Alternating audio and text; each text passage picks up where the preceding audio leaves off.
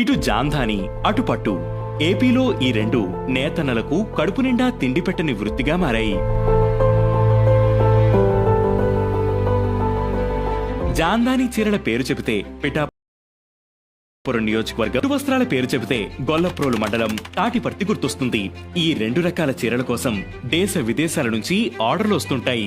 కొందరు ఇక్కడి నుంచి తీసుకువెళ్లి అక్కడ విక్రయిస్తుంటారు.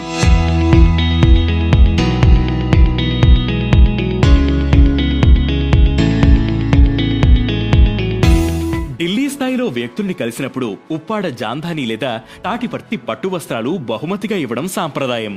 ఇటీవల తాటిపర్తికి చెందిన వీరబాబు అనే చేనేత కార్మికుడు రాష్ట్రపతికి పట్టు చీర బహుకరించాడు. అలాగే ఇక్కడ కార్మికులు ఈ మధ్య డిప్యూటీ సీఎం పవన్ కళ్యాణ్ కు జనసేన పేరిట పట్టు వస్త్రం తయారు చేసి ఇచ్చారు. ఇంతటి ప్రాముఖ్యత ఉన్నా అవి తయారు చేసే నేత కార్మికులకు మాత్రం ఆదరణ దక్కడం లేదు. కాలం మారుతున్న కొద్దీ ట్రెండ్ మారుతోంది. ఒకప్పుడు ఉప్పాడలోని జాంధాని చీరలను చేతితో తయారు చేసేవారు. ఇప్పుడు యంత్రాలు వచ్చేశాయి. ఇటు తాటిపర్తిలో 550కి పైగా మగ్గాలు పనిచేస్తున్నాయి. పూర్తిగా పట్టు వస్త్రాలు తయారు చేస్తారు. ఒక చీర తయారు చేయడానికి ఒక కుటుంబం 2 రోజులు కష్టపడాలి. డిమాండ్ మాత్రం అధికంగానే ఉంది. అయితే ముడిసరుకు ధరలు పెరగడం, జీఎస్టీ విధించడంతో ఇబ్బందులు వస్తున్నాయని కార్మికులు వాపోతున్నారు. ముఖ్యమంత్రి చంద్రబాబు 200 యూనిట్ల వరకు చేనేత కార్మికులకు ఉచిత విద్యుత్ ఇస్తానని చెప్పారు.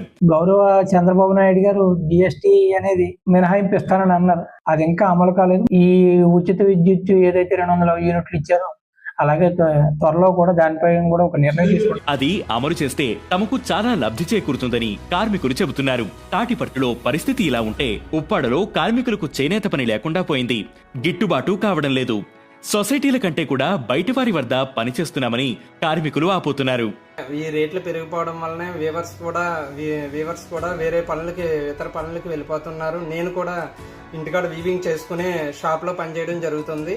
దీని వలన గవర్నమెంట్ మాకు ఏ విధమైన సహకారం లేకుండా పోవడం వలన మేము ఆర్థికంగా చాలా ఇబ్బంది పడుతున్నాము.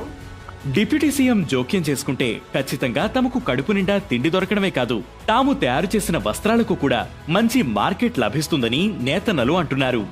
జీఎస్టీ తొలగింపుతో పాటు తమ సమస్యలు పరిష్కరించాలని, ఆ దిశగా ఉప ముఖ్యమంత్రి చర్యలు తీసుకోవాలని వారు కోరుతున్నారు.